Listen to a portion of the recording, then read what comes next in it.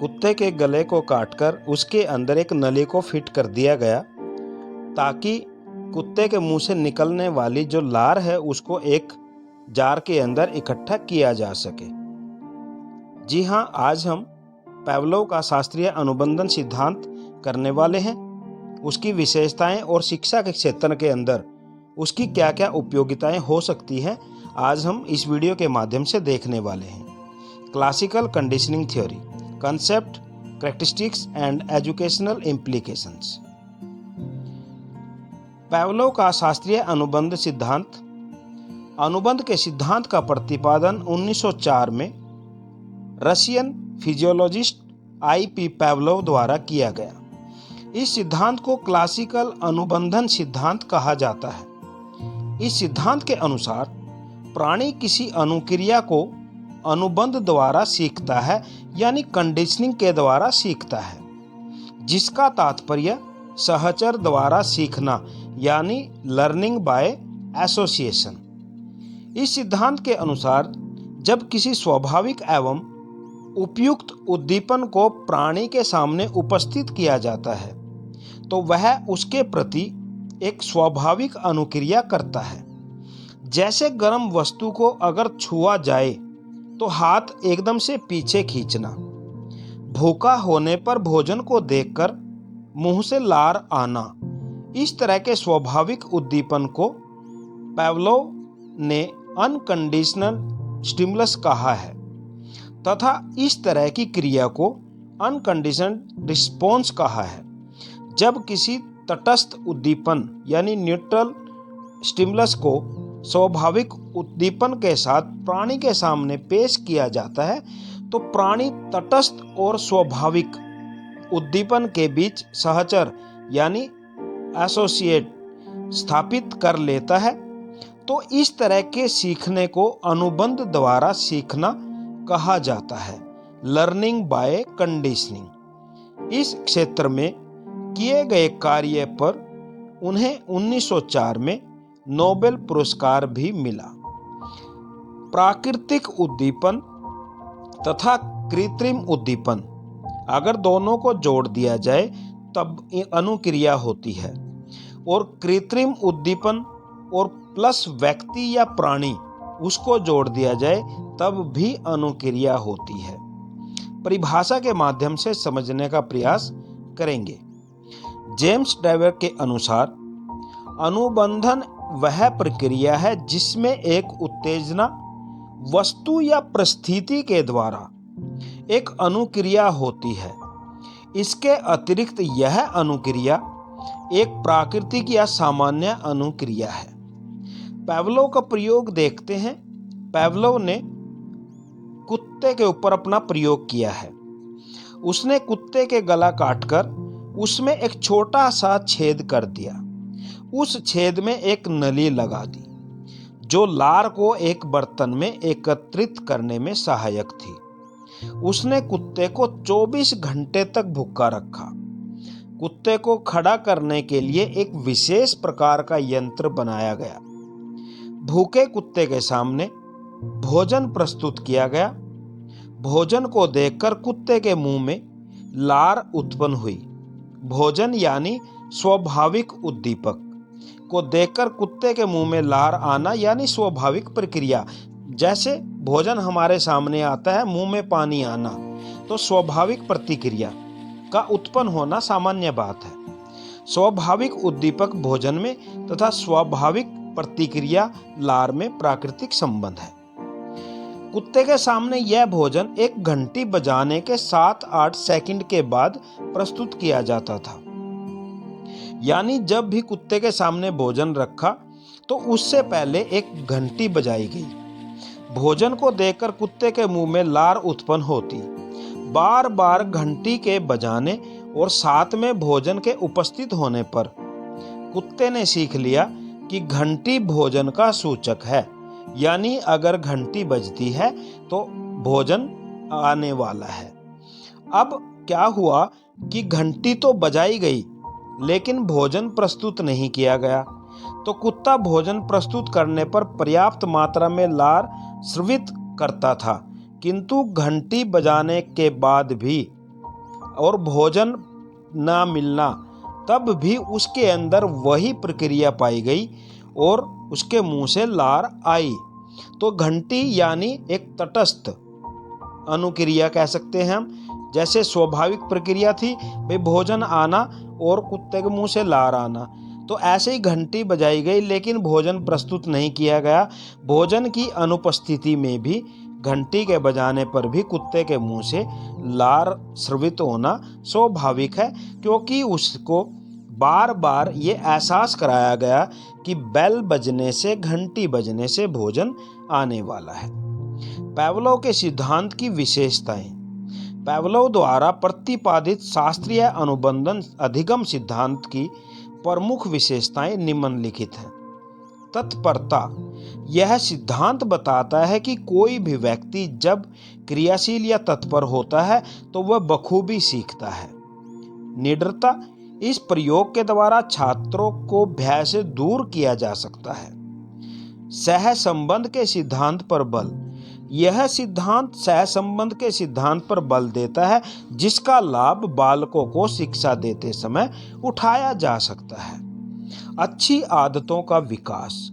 अनुबंधन अनुक्रिया सिद्धांत से अच्छी आदतों का विकास किया जा सकता है। अधिगम में स्थायित्व। पुनरावृत्ति सीखने की क्रिया का एक प्रमुख कारक है। यह सिद्धांत क्रिया की पुनरावृत्ति पर बल देता है। पुनरावृत्ति अधिगम को स्थायी रूप प्रदान करती है। पुनर्बलन के सिद्धांत पर बल। सही कार्य करने पर पुरस्कार और गलत कार्य करने पर दंड मिलना पुनर्बलन के सिद्धांत पर आधारित है। यह दंड व पुरस्कार की प्रक्रिया अनुबंधन सिद्धांत पर ही आधारित है। सदाचार की भावना का विकास। इस सिद्धांत की सहायता से बालकों में अच्छे व्यवहार और उत्तम अनुशासन की भावना का विकास किया जा सकता है। चिंतन की आवश्यकता नहीं। इस सिद्धांत की सहायता से उन विषयों को सीखने के लिए विशेष रूप से सहायता ली जाती है जिसमें सोचने समझने की क्रिया नहीं होती, जैसे कि सुलेख या अक्षर विन्यास का अभ्यास करना। सूक्ष्म प्रत्ययों का स्पष्टीकरण। शिक्षण में दृश्य श्रव्य सामग्री का उपयोग इसी सिद्धांत पर आधारित है, जिससे बालक सूक्ष्म प्रत्ययों को भी आसानी से समझ लेता है। मानसिक समस्याओं का समाधान। मानसिक रूप से अस्वस्थ बालकों एवं संवेगात्मक रूप से अस्थिर बालकों का इलाज इस संबंध प्रक्रिया से यानी इस अनुबंधन की प्रक्रिया से आसानी से किया जा सकता है। पावलोव के अनुबंधन सिद्धांत की शैक्षिक उपयोगिताएं, यानी यह सिद्धांत है यह शिक्षा के क्षेत्र में अपनी क्या भूमिका निभा सकता है।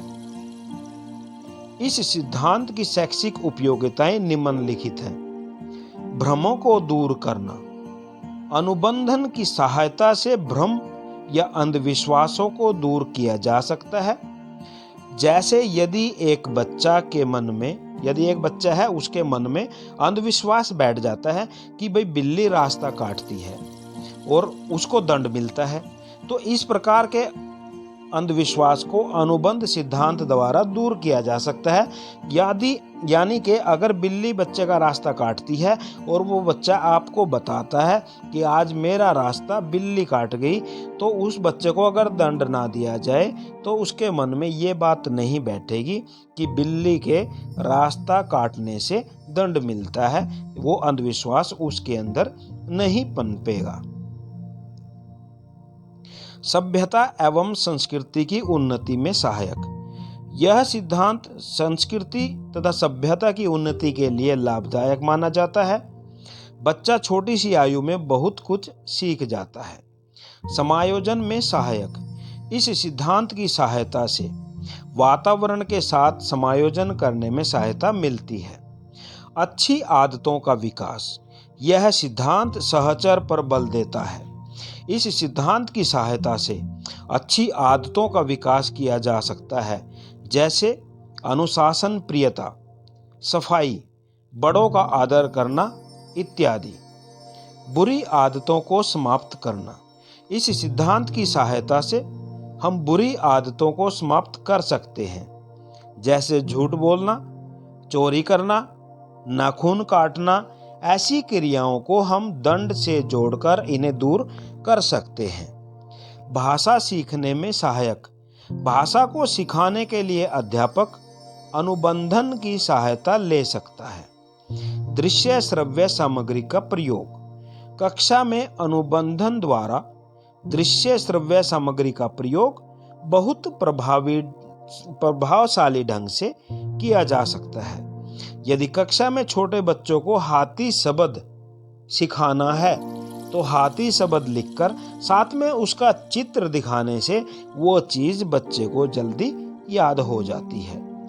प्रभावशाली अधिगम के लिए। प्रभावशाली अधिगम के लिए ऐसी क्रिया या कार्य को बार बार दोहराना चाहिए। कई विषयों में दोहराना आवश्यक समझा जाता है, जैसे गणित, विज्ञान, इतिहास, भूगोल। अनुशासन में सहायक। सामूहिक स्तर पर स्कूल में अनुशासन बनाए रखने के लिए अनुबंधन के सिद्धांत की सहायता ली जा सकती है। अभिप्रेरणा। विद्यार्थियों को अध्ययन के लिए अभिप्रेरित करना अति आवश्यक है, जो इस सिद्धांत के द्वारा किया जा सकता है। संवेगात्मक एकता में सहायक। इस सिद्धांत की सहायता से मानसिक असामान्यता और संवेगात्मक अस्थिरता का उपचार किया जा सकता है। भय, प्रेम और घृणा का विकास। अनुबंधन द्वारा कक्षा में भय, प्रेम और घृणा का विकास हो सकता है। जैसे कक्षा में यदि कोई अध्यापक किसी बालक को अधिक पीटता है या उसका मजाक उड़ाता है, तो वह बालक उस अध्यापक का नाम सुनते ही भय, घृणा का प्रदर्शन करेगा। दूसरी ओर अध्यापक द्वारा बच्चों के साथ किया गया सहानुभूतिपूर्ण व्यवहार और उनके पढ़ाने के रोचक और प्रभावशाली तरीके का अनुकूलन के फलस्वरूप बच्चों पर बहुत ही अच्छा प्रभाव पड़ता है। वे विषय में रुचि प्रदर्शित करते हैं और अध्यापक को भी स्नेह की दृष्टि से देखते हैं। अनुबंधन सिद्धांत की आलोचना। उच्च विचारों और तर्क की प्रक्रिया को समझाने में यह सिद्धांत असफल रहा है। यह सिद्धांत स्वयं की जो क्रियाएं होती हैं उसको समझाने में भी असफल रहा है। यह सिद्धांत तत्परता, पुनरावृत्ति, प्रभाव, अभिप्रेरणा, वातावरणीय कारक और भौतिक परिस्थितियों की भूमिका की व्याख्या नहीं करता। इस प्रकार का अधिगम अस्थायी होता है और इसका प्रयोग बच्चों और पशुओं पर अधिक किया गया। निष्कर्ष। इस प्रकार हम कह सकते हैं कि वातावरण में बहुत से उत्तेजक होते हैं। किसी भी उत्तेजक के सामने आने पर व्यक्ति में सामान्य रूप से कोई विशेष उत्तेजना उत्पन्न होती है और फलस्वरूप किसी विशेष प्रकार की अनुक्रिया होती है। यानी कि व्यक्ति के सामने अगर कोई उत्तेजक आता है तो सामान्य रूप से व्यक्ति के अंदर उत्तेजना उत्पन्न होती है और फलस्वरूप अगर उत्तेजना होती है तो अनुक्रिया भी होती है। तो ये था प्रिय विद्यार्थियों, आप लोगों के लिए एक महत्वपूर्ण प्रश्न। वीडियो अगर पसंद आए तो लाइक कर देना, शेयर कर देना। धन्यवाद।